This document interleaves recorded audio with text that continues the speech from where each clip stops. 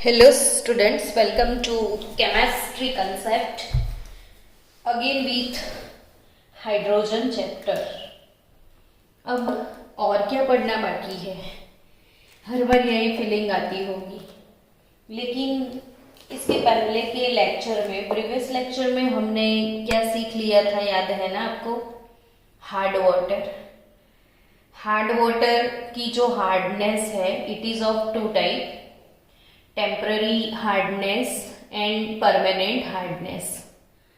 सो बच्चा लोग, temporary hardness किस वजह से होती है और इसे कैसे रिमूव किया जाता है वो आपने सीखा प्रीवियस लेक्चर में।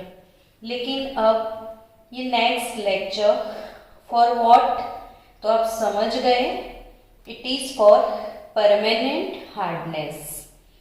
सो परमानेंट हार्डनेस क्या होता है, वही मन में क्वेश्चन आया होगा, है ना बच्चों, कि what is permanent hardness.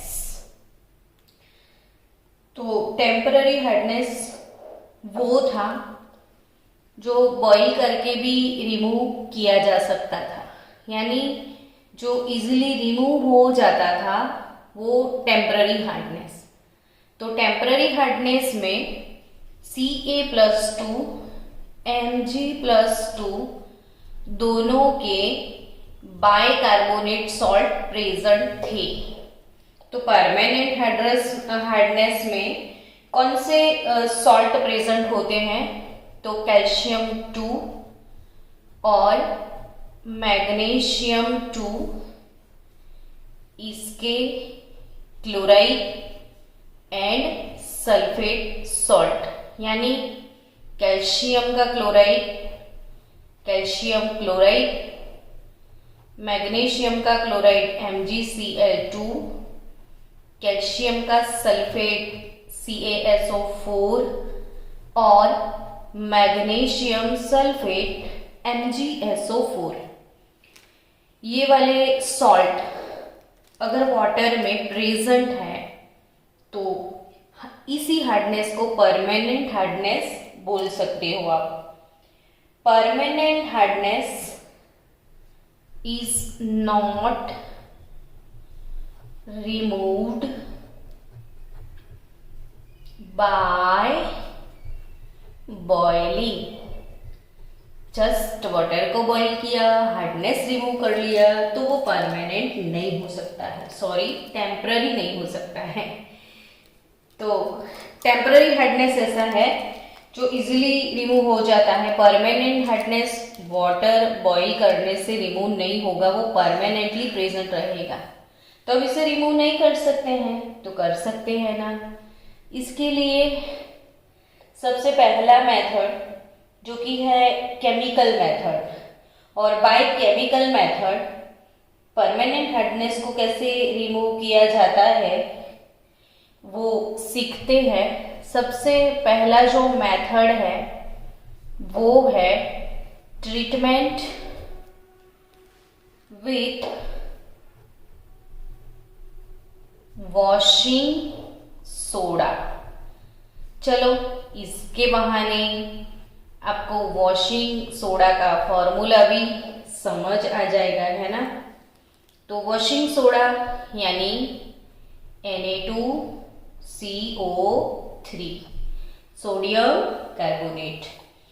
Sodium carbonate यानी वॉशिंग सोडा कैसे हार्ड वाटर को सॉफ्ट बनाता है वो समझते हैं। अगर कैल्शियम और मैग्नीशियम दोनों के क्लोराइड का जनरल फॉर्मूला NCl2 में लिख दूं, where M is nothing but Ca2 and Mg2। आप M की जगह CaCl2 MgCl2 लिख के फॉर्मूला 2 टाइम लिख देना ताकि आपका प्रिपेयर हो जाए। अब MCl2 में आप डालोगे N2CO3 Na2CO3। N2CO3 जो है ना अपना N2CO3, तो ऑब्वियसली इसका पार्टनर फेवरेट वाला वो तो प्रेजेंट है। तो ना 2Cl से वो 2NaCl बना देगा। तो बचा क्या, NO3, यानी हार्ड वाटर में जो Ca2 थे, Mg2 थे, उसके क्लोराइड थे, वो कार्बोनेट में कन्वर्ट हो गए। और अब सबको पता है कि ये मेटल कार्बोनेट है जो कि इनसोल्यूबल मास होता है। तो अब वाटर को फिल्टर कर लो तो ये रिमूव हो जाएगा।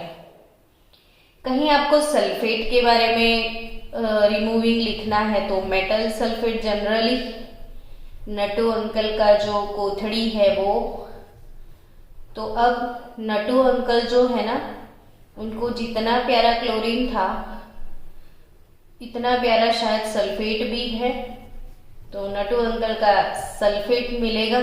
अब बचा क्या, तो मेटल मक्को3, और मक्को3 जो है metal carbonate which is again insoluble mass generate करेगा। तो कोई बात नहीं, इसको अब फिल्टर कर लेना ताकि आपका हार्डनेस रिमूव हो जाए।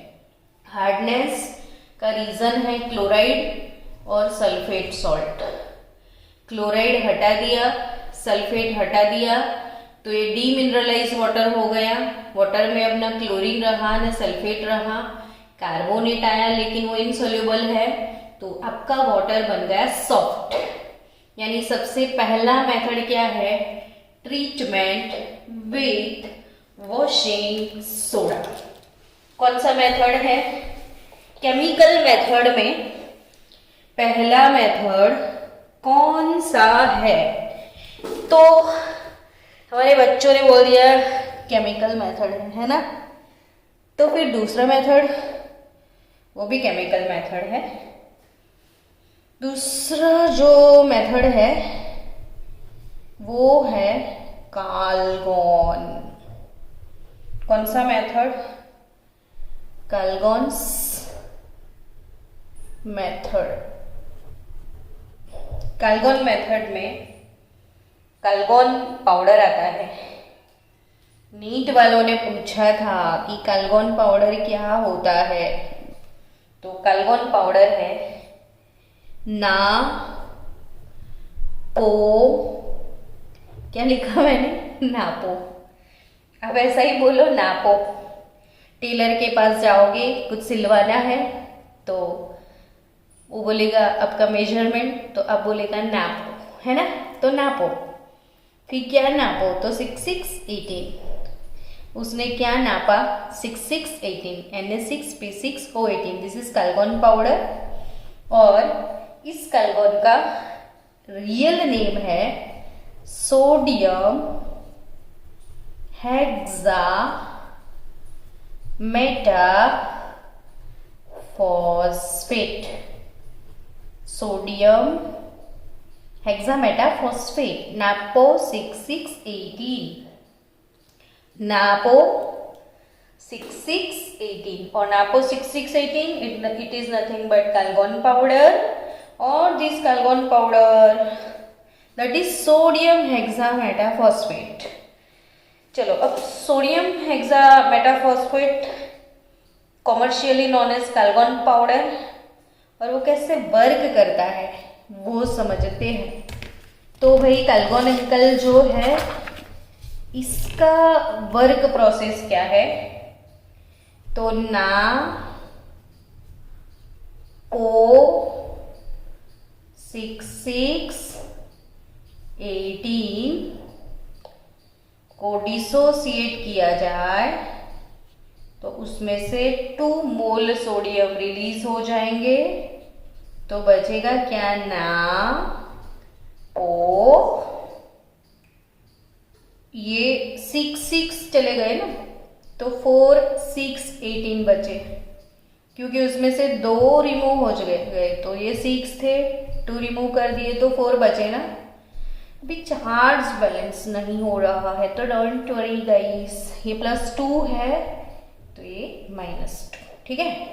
चलो अब क्या, बस पानी में अपने वो हीरो है ना, 2 कौन से हीरो, अरे भाई जिन्होंने हार्डनेस बनाया हुआ है, अरे पर कौन? Ca2Mg2। क्या कौन कौन पूछते हो? तो Ca2Mg2 अभी उस नाम O 4 6 18 उसके साथ कुछ एक्सचेंज कर लेंगे। बोलेंगे ए सोडियम तू बाहर आ जा, हम जाएंगे कॉम्प्लेक्स में, तो वो चले जाते हैं। तो M+2 है ना, ये दोनों तो तू है, तो तू लिखो। ये अंदर एक इंसान जाएगा तो दो सोडियम को बाहर आना पड़ेगा। 4+2 है, ये सोडियम का बेचारे का +1 है, तो एक के बदले 2 स्पीसीज को बाहर आना पड़ेगा। तो अगेन नाम O 2 6 18 हो जाएगा, है ना। और जो N2 है इसके साथ 2 सोडियम गए तो ये मेटल अंदर। आप क्या बोलोगे? N2 Mp6O18, N2 Mp6O18 -2। तो ये जो कॉम्प्लेक्स है anion complex, this anion complex keeps the Mg2Ca2 ion in solution। तो ये CaMg पानी में से निकल गए, कॉम्प्लेक्स के अंदर चले गए, तो वाटर जो है वो डीमिनरलाइज हो गया, डीसॉल्टेड हो गया, उसके विलन वाले सॉल्ट चले गए, तो हार्ड वाटर जो था जो कि सॉफ्टी हो गया। ओके बच्चों, केमिकल मेथड नहीं पसंद आया? ठीक है, तो बोल दो ना नहीं पसंद आया। कोई और मेथड बताते हैं। चलो, अगर आपको केमिकल मेथड पसंद नहीं आते हैं तो बच्चों हम आपकी सेवा में कुछ और प्रेजेंट किए देते हैं, है ना।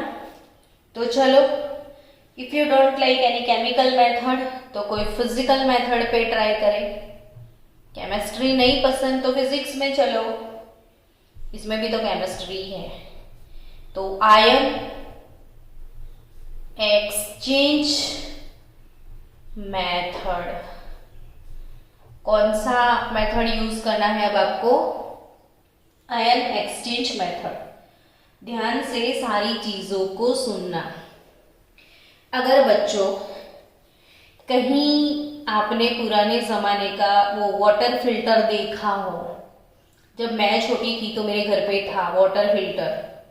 तो इसमें कैसा था, स्टील का एक टैंक रहता था नीचे, इसके ऊपर एक स्टील का दूसरा टैंक लगाया जाता था, और वो वाले टैंक में ऐसे कैंडल्स 3 लगे हुए होते थे, और वो स्टोन था जिसमें छोटे छोटे पोर्स होते थे। तो वो पूरा पोरस स्टोन था, और वो स्टोन जिसको कैंडल बोला जाता था। ये स्टोन दैट इज जियोलाइट। ये स्टोन का नाम क्या है? जियोलाइट है। ये जो जियोलाइट है आपको 12th में भी 2-3 बार सुनने को मिलेगा। इसको आप अच्छे से याद रखना कि ये स्टोन जियोलाइट है, कुछ नहीं, एक स्टोन ही है जिसमें बहुत सारे होल्स, छोटे पोरस होल्स होते हैं। इसका फॉर्मूला है Na2 Al2 Si6O12। अगर कहीं किसी ने 2 कॉमन निकाल दिया तो आपको एम्पेरिकल फॉर्मूला भी मिलेगा NaAl Si, Na2Al2 Si 8O12 होता है बच्चों। Na2Al2 I am so sorry Si4O12, Na2Al2 Si4O12, हाँ Na2Al2 Si4O12। और 2 कॉमन निकालोगे ना तो आपको इसका एम्पेरिकल फॉर्मूला मिलेगा जियोलाइट का। तो ये है Na2Al2 Si4O12, एम्पेरिकल फॉर्मूला है NaLSiO6। ये वाला जो रेडिकल है ना Si2O6, उसे सिलिकेट आयन बोलते हैं। ये सिलिकेट्स हैं। तो ये क्या है? सोडियम। और ये एल्यूमिनियम, तो सोडियम एल्यूमिनियम सिलिकेट। और जियोलाइट को एल्यूमिनोसिलिकेट भी बोला जाता है। ये क्या है? एल्यूमिनोसिलिकेट। एल्यूमिनोसिलिकेट का क्या होता है आप पी ब्लॉक में पढ़ोगे। पी ब्लॉक चैप्टर में ये पूरा सिलिकेट टॉपिक है, जिसमें एल्यूमिनोसिलिकेट आयन क्या होते हैं तो उसका भी डेफिनेशन है, तब हम डिटेल में जाएंगे। अभी के लिए सिर्फ इतना कि एक सिलिकेट है जो कि एक स्टोन है, जो कि जियोलाइट, जिसे मिनरल भी बोला जाता है, सिलिकेट मिनरल है ये, और जिसमें सोडियम एल्यूमिनियम, ऑब्वियसली इसमें जो सिलिकॉन होता है ना उसका सब्स्टिट्यूशन एल्यूमिनियम से होता है, मतलब थोड़े बहुत सिलिकॉन चले जाते हैं, उसका डिस्प्लेसमेंट एल्यूमिनियम की वजह से होता है, इसलिए इसे एल्यूमिनियम सिलिकेट भी बोलते हैं। ये इसका फॉर्मूला है। अब करना क्या है वो बताओ मैडम। तो कि जो जियोलाइट है ना, इसमें देख लिया अपने सोडियम कैटायन है ना, इसका जो स्ट्रक्चर है वो हनीकॉम्ब लाइक स्ट्रक्चर होता है। इसके जो पोर्स होते हैं ना, ये ऐसे पोर्स होते हैं,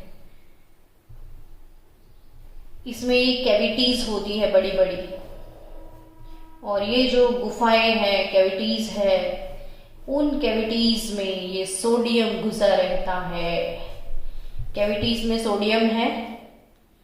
जब उस कैविटीज के ऊपर से हार्ड वाटर को पास किया जाता है, इसमें हार्ड वाटर भर दिया जाता है, वाटर ये स्टोन के अंदर से पास होके नीचे गिरता है, तो ऊपर वाला वाटर जो है बच्चों हार्ड वाटर है और ये वाला सॉफ्ट हो जाता है। क्यों?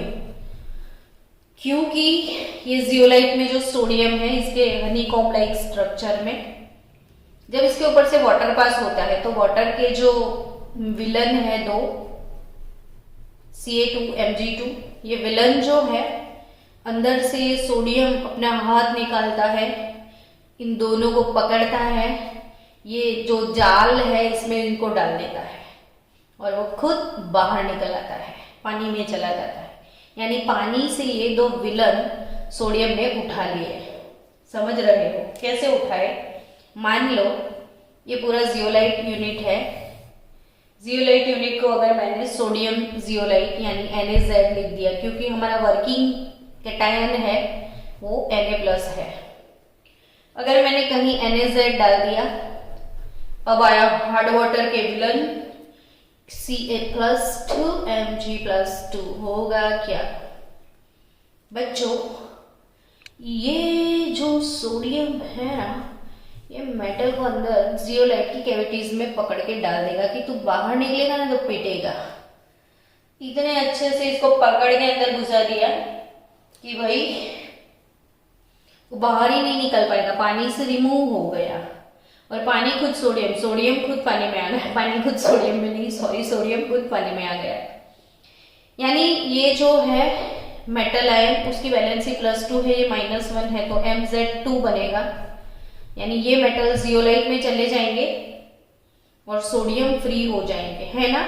अदला बदली है ना, हेरा फेरी, तो अपनी लैंग्वेज में एक्सचेंज। तो किसकी अदला बदली हुई? तो नटू भाई जो है वो पानी में चले गए और अपने मगनलाल अंकल, तो मगन काका जो है वो ये जियोलाइट में चले गए। यानी पानी में जो मगन काका थे वो जियोलाइट में चले गए और जियोलाइट में जो सोडियम अंकल नटू भाई थे वो बाहर आ गए। तो एक्सचेंज हुआ। तो क्या एक्सचेंज हुआ? तो कैटायन। बस, तो नीट वालों को ये पसंद आ जाता है क्वेश्चन कि व्हाट इज जियोलाइट। तो आपको पूछे ना तो आप बता देना, it is a cation exchanger. क्या बताओगे आप? ये क्या है? Cation exchanger. वो तो पूछते ही रहेंगे, लेकिन आप बता देना कि ये कैटायन एक्सचेंजर है। ठीक है, चलो, आपको आई थिंक ये मेथड समझ में आएगा कि ये स्टोन डाल दिए जियोलाइट के, फॉर्मूला है Na2Al2Si4O12। अब ये फॉर्मूला क्या है? तो व्हाट इज जियोलाइट? तो एक पत्थर है जिसमें बहुत सारे छिद्र होते हैं, उसका स्ट्रक्चर जो है वो हनीकॉम्ब लाइक है। इसमें कैविटीज होते हैं और कैविटीज में नटू काका होते हैं। तो ये एल्यूमिनोसिलिकेट है। अब पानी नटू से जैसे ये जियोलाइट से पास होता है तो नटू काका पानी में चले जाते हैं और ये मगन काका जो है ना, जो हार्डनेस है अपनी, मगन चाचू जो पानी को हार्ड बनाते हैं, मगन काका पानी में चले जाते हैं। सॉरी, मगन काका पानी से स्टोन में चले जाते हैं, कैविटीज में घुस जाते हैं, वहीं से नटू काका बाहर आते हैं। तो केटायन के बदले cation, so it's a cation exchanger. तो zeolite is a cation exchanger.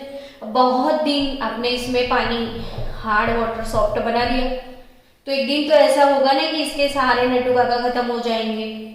Yes, obviously ऐसा होगा। इसमें जितने नटू काका है उतने बाहर आएंगे, जब खत्म हो जाएगा तो क्या, तो इसको रिचार्ज किया जाता है। कैसे? तो ये जो MZ2 मगनलाल वाला जो जियोलाइट है, इसको सॉल्ट के पानी में डुबो के रखो थोड़े दिन, तो फिर से एक्सचेंज हो जाएंगे।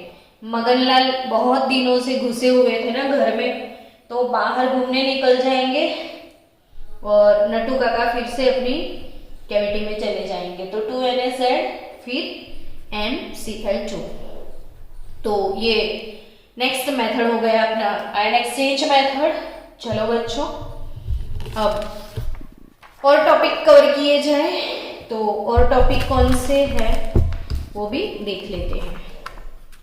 और कोई मेथड है मैडम ये स्टोन वाला मेथड भी पसंद नहीं है, तो कोई बात नहीं, हमारे पास बहुत सारे मेथड हैं। अगर स्टोन वाला आपको पसंद ना आए तो भी आपके घर में कोई मेथड यूज करते हो ना, तो RO यूज करते हो, है ना।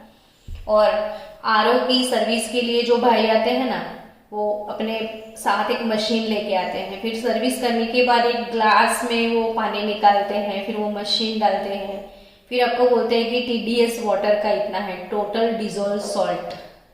TDS यानी टोटल डिजोल्व सॉल्ट, यानी हार्डनेस वाटर की वो आपको बताते हैं।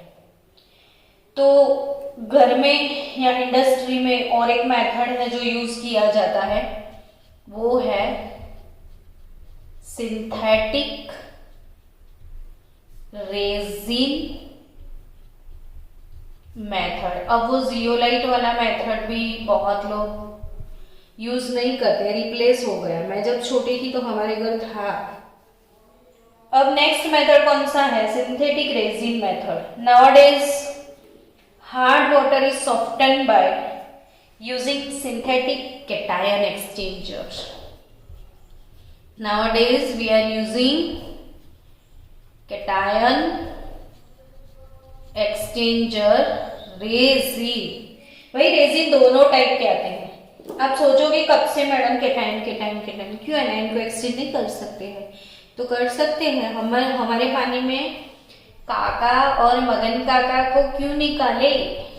उनको नहीं निकालना है ना, तो सल्फेट और क्लोराइड को उठा लो दोनों को, तो भी पानी तो सॉफ्ट होगा ना। तो आप एनायन को भी बच्चों एक्सचेंज कर सकते हो, एज वेल एज इन दोनों को भी हेरा फेरी कर सकते हो आप। अब दोनों की हेरा फेरी पॉसिबल है। अगर इन दोनों की हेरा फेरी होती है तो इट इज कैटायन एक्सचेंजर, और इन दोनों को निकाल बाहर किया तो वो एनायन एक्सचेंज मेथड हो जाएगा, है ना। चलो तो वो भी पढ़ लेते हैं कैटायन एक्सचेंज रेजिन के बारे में। सबसे पहले हम कैटायन की बात करेंगे। तो कैटायन एक्सचेंज रेजिन, तो जो कैटायन एक्सचेंज रेजिन्स है, आरी होता है रेजिन में, तो cation exchange resin it contains sulphonic acid group. इसे क्या बोला जाता है?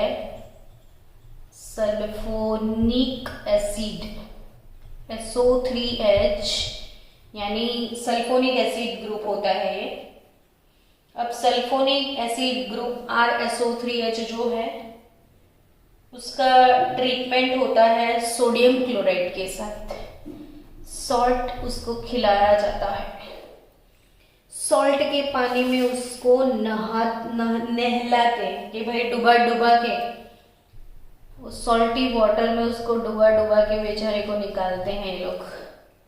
तो उसका सल्फोनिक एसिड गायब हो जाता है, तो वो RSO3, H निकल के वैसे Na आता है, RSO3 Na आता है।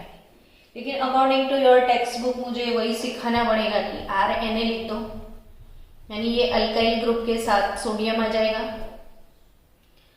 तो वही जो RNA वाला अब जो रेजिन रेडी बन गया, रेजिन के ऊपर से वो हार्ड वाटर को पास कर लो, यानी 2 moles of RNA hard water अगर पास किया तो अंदर से वो अपने Ca+2 Mg+2 commonly it is M+2, ये +1 वैलेंसी होती है, 2 होती है तो डबल हो जाएंगे, यानी R2M हो जाएगा।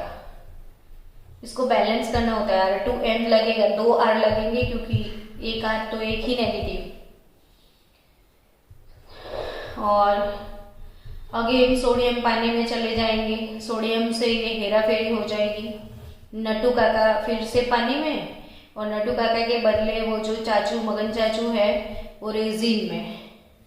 तो सेम मेथड था, स्टोन नहीं यूज कर रहे, जियोलाइट स्टोन के ऑप्शन में सिर्फ ये रेजिन यूज कर रहे हैं, बाकी मेथड सेम है। और इसको फिर रिचार्ज कर सकते हैं ना, अभी अभी जैसे जियोलाइट को आपने सॉल्ट के पानी में रिचार्ज किया था, वैसे इसको भी सॉल्ट के पानी में डुबा के रखोगे तो फिर से आपको RNA मिल जाएगा। चलो, प्योर डी मिनरलाइज्ड वाटर चाहिए आपको, प्योर डी मिनरलाइज्ड,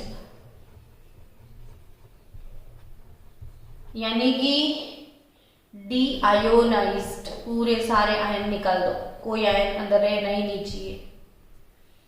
ऐसा वाटर अगर आपको चाहिए तो क्या करोगे? तो कोई बात नहीं, ऑल सॉल्युबल मिनरल आपको हटाने, जितने भी सॉल्युबल मिनरल हटाने हैं, प्योरली डीमिनरलाइज्ड वाटर अगर आपको चाहिए तो वाटर को पहले पास किया जाता है कैटायन एक्सचेंज रेजिन से। कौन से रेजिन से? कैटायन एक्सचेंज रेजिन से, और वो है इन द फॉर्म ऑफ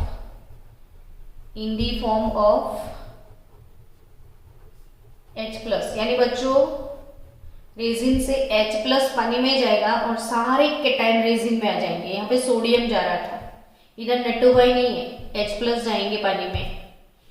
फिर उसके बाद कैटायन सारे निकल गए ना, और वो पानी को फिर उसके बाद एनायन एक्सचेंज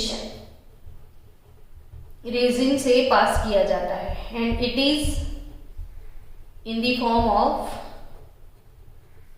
OH-। आप समझ गए होंगे बच्चों कि पानी में जितने कैटायन हैं वो सारे कैटायन रेजिन में चले जाएंगे और रेजिन से H+ पानी में आ जाएगा। फिर उसको पास किया जाता है एनायन एक्सचेंज में, यानी इसमें सल्फेट, क्लोराइड, कार्बोनेट, बायकार्बोनेट, जो भी नेगेटिव आयन है वो सारे इसमें चले जाएंगे और इससे OH- पानी में आ जाएगा। अब सोचोगे पानी में फिर भी आयन तो आए ना, लेकिन पानी में पानी के ही आयन आए, H और OH आए, और H से न्यूट्रलाइज हो जाएगा। OH- तो अगेन H2O के अलावा कुछ नहीं बचेगा ना, समझ गए ना आप? तो प्योर डीमिनरलाइज्ड वाटर चाहिए अगर आपको, तो आप क्या करोगे बच्चों? प्योर डीमिनरलाइज्ड वाटर के लिए क्या करते हैं? तो पानी को पास किया जाता है पहले कैटायन एक्सचेंज रेजिन से और फिर बाद में एनायन एक्सचेंज रेजिन से, और फिर कैटायन से H+, एनायन से OH- पानी में जाते हैं और पानी बन जाता है। चलो, थोड़ी बहुत इंफॉर्मेशन वो भी शेयर किए लेते हैं कि अगर कैटायन एक्सचेंज रेजिन होगा तो फॉर्मूला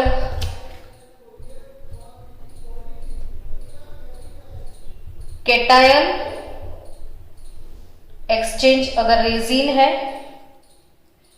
तो RNA नहीं होगा, RNA के बदले आपको लिखना है RH, हाइड्रोजन होगा इसमें। फिर वो अपने विलन, तो यू विल गेट MR2 और 2H+ aqueous. So in this cation exchange process, H plus exchange is पानी के Na plus Ca2 Mg2 whatever the cation, all are exchanged by H plus. ठीक है ना, समझ गए. So this process result in proton release and thus makes the water acidic. अभी पानी को एसिडिक बना दिया इसने क्योंकि H प्लस गए ना सारे. डोंट वरी, बाद में वो न्यूट्रलाइज हो जाएंगे. अब अगर वो केटायन एक्सचेंजर है तो यही लिख देते हैं. चलो, केटायन एक्सचेंजर होगा ना, सॉरी ये तो केटायन एक्सचेंजर होगा. अभी एनायन एक्सचेंजर है. अगर एनायन एक्सचेंजर, कौन से एक्सचेंजर? एनायन. ये पेन बार बार हाथ में आ जाता है जबकि बिल्कुल भी अच्छा नहीं है. चलो, एनायन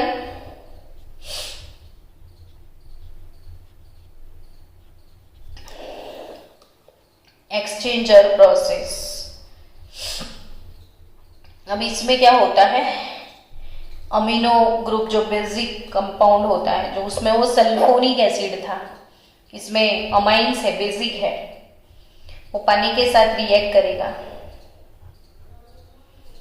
तो बनेगा अमाइन कैटायन RNA3+, और ये अमोनियम कैटाइन के साथ OH माइनस. फिर ये amine cation RNA3+, OH minus, ये सॉल्ट जो है वो सारे नेगेटिव आयन को रिप्लेस करेगा. जितने भी उनमें नेगेटिव आयन है X माइनस, सबको रिप्लेस कर देगा RNA3+, X माइनस, और बाहर निकल आएंगे OH माइनस. तो X माइनस अंदर, OH माइनस पानी में. अब वाटर बेसिक हो जाएगा. तो ऑब्वियसली पहले एसिडिक था, फिर बेसिक था. ये जो X है ना, यहाँ पे बच्चों पानी का क्लोराइड हो, सल्फेट हो, बाइकार्बोनेट है, कार्बोनेट है, व्हाटएवर द इम्प्योरिटीज. कार्बोनेट तो इनसॉल्युबल है वैसे.